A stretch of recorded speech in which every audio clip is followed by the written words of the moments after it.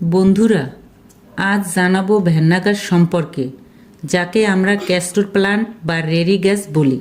নামটা যত সহজ, গুণ ঠিক ততটাই অসাধারণ। ঠিক বলেছেন। ভেন্না গাছের উৎপত্তি আফ্রিকায়। হাজার বছর আগে এখান থেকেই এটি ভারত ও এশিয়ার বিভিন্ন অঞ্চলে ছড়িয়ে পড়ে। আয়ুর্বেদ, ইউনানি, এমনকি প্রাচীন মিশরেও ক্যাস্টর অয়েল ছিল অত্যন্ত গুরুত্বপূর্ণ। চিকিৎসা, ত্বকের যত্ন, এমনকি প্রদীপ জ্বালাতেও এটি ব্যবহার করা হতো। ভেন্না গাছের সবচেয়ে বিখ্যাত অংশ হল এর বীজ থেকে তৈরি ক্যাস্টর অয়েল। এই তেলের উপকারিতা এক কথায় পাওয়ারফুল। একদম। চুলের ঘনত্ব বাড়ায়, চুল পড়া কমায়, ত্বক নরম ও ময়েশ্চারাইজ করে, জয়েন্ট পেইন ও প্রদাহ কমাতে সাহায্য করে।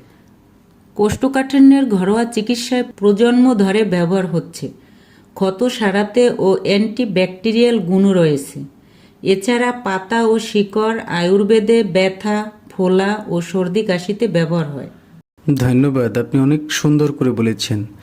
ভেন্না গাছ খুব দ্রুত বাড়ে এবং কম পানিতেও টিকে যায়। এটাই এর সবচেয়ে বড় বিশেষত্ব।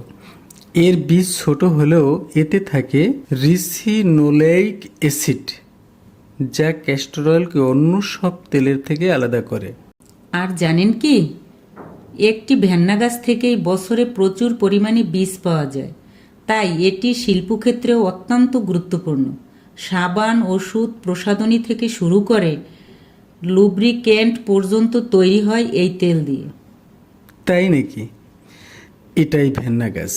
ঘরোয়া চিকিৎসা থেকে সৌন্দর্য চর্চা আর শিল্পক্ষেত্রেও যার দাপট সমান।